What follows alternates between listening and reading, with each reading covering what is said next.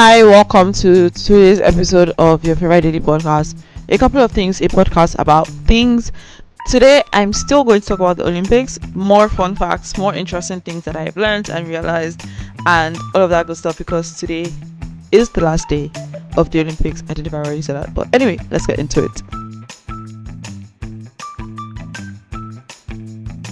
So there were a few things that I forgot to mention yesterday's episode, which I will link to in the show notes. And there are some more things I discovered in between then and now as well. So I was like, it would be fun to tell you guys all about it today. So I learned that there are some countries that pay their Olympic athletes who win gold, silver, or bronze nothing. The UK is one of those countries.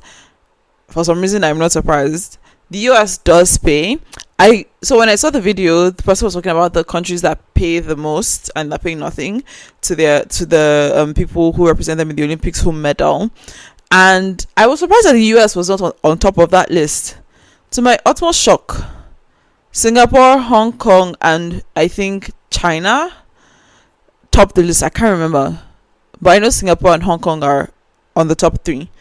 There's one other country that I'm forgetting. And so the question that I and my friends have been deliberating is, what sport do we go represent Singapore or Hong Kong in the next Olympics, or at the very least in the one after that one? That is the question we have now while discussing our options. If it's a team sport thing that we can do together, or we need to pick different sports so both of us can win gold and retire from our current jobs. Because I think Singapore pays something like $300,000 and that is in American dollars, to the person who, to like, if you win gold and you're representing Singapore in the Olympics. So that's my current thing that I'm on. What can I represent Singapore in the Olympics? And yeah. And then me and one of my other friends are also thinking about cycling, like that as a potential thing, because, I told you guys about the story of the lady who quit her job 7 years ago, started cycling and represented the US, and then won gold for the US, their first gold in cycling in forever. So yeah, that is what's on my mind to figure out what sports I need to represent. I'm going to represent Singapore or Hong Kong in the next Olympics, or at least the one after.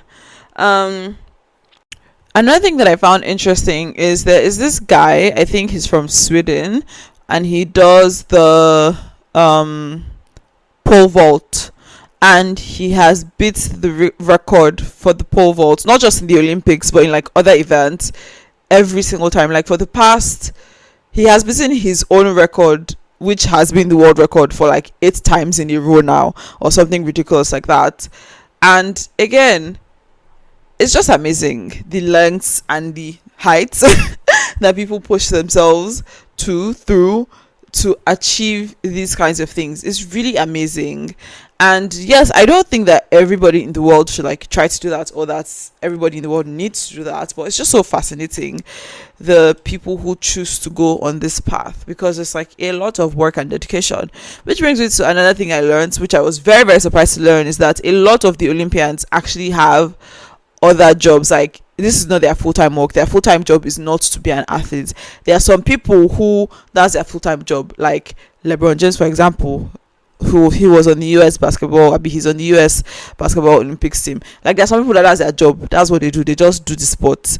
But there are some other people who have other day jobs. Like, there are people who are PhDs, who are biochemists, people who are doing other serious work, and they're like, not like they're crap at their job, but they're also doing really good at their 9 to 5, and at the same time they are somehow training and doing all these things enough to represent their country in the Olympics and even win medals. That is insane. That is amazing. And again, it just reminds me that we contain multitudes. Like, for the most part, there's so much that you can do, there's so much within you, and it is okay to explore all of the possibilities of the things that you like and the things that you want to try and the things that you want to explore.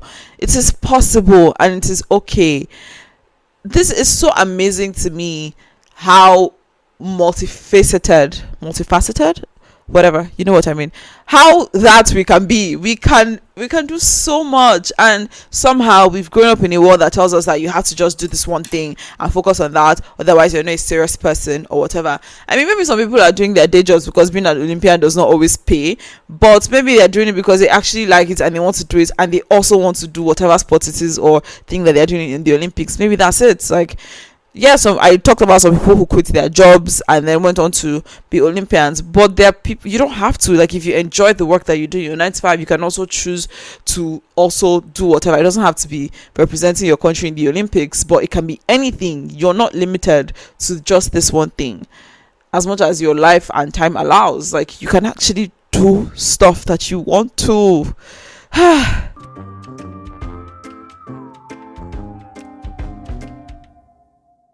And the final thing that I wanted to mention, which I hope this is the final thing and I don't do another episode about the Olympics, is that these are people. These are actually just real human beings like me and you. Like, they are just people. Yeah, some people may have some, I don't know, whatever. But at the end of the day, these are real human beings like you and me. These are not superhumans or anything. They are just real people who, through a lot of consistency, hard work, dedication, focus, all of those things, are able to do amazing feats.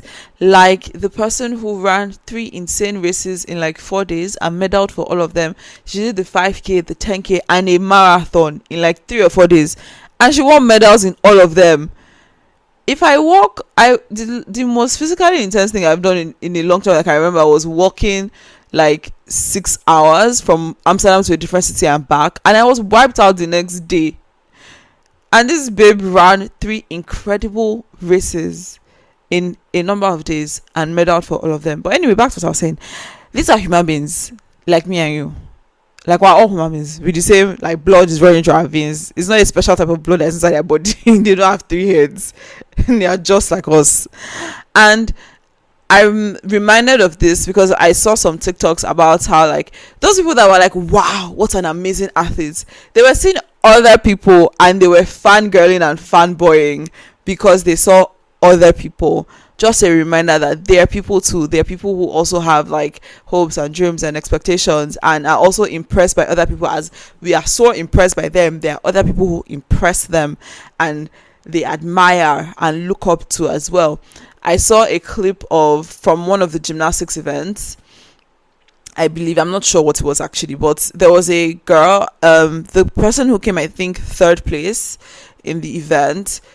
She looked like she was a young girl, and she was just like excited to be there, and it was just so cute. It was a very cute video, and I'll try to find it and link it to it in the show notes because it was so cute. And it was just this girl who was just happy to have medaled and competed in the Olympics, and she was just excited about being there, and it was just so beautiful to see.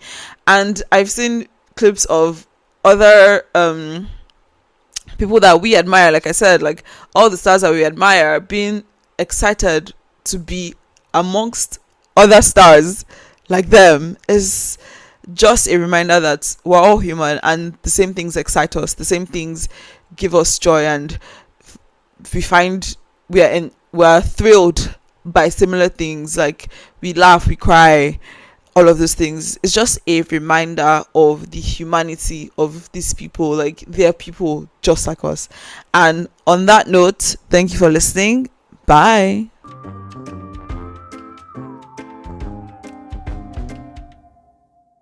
Also, ask me questions. Submit a question. Thank you.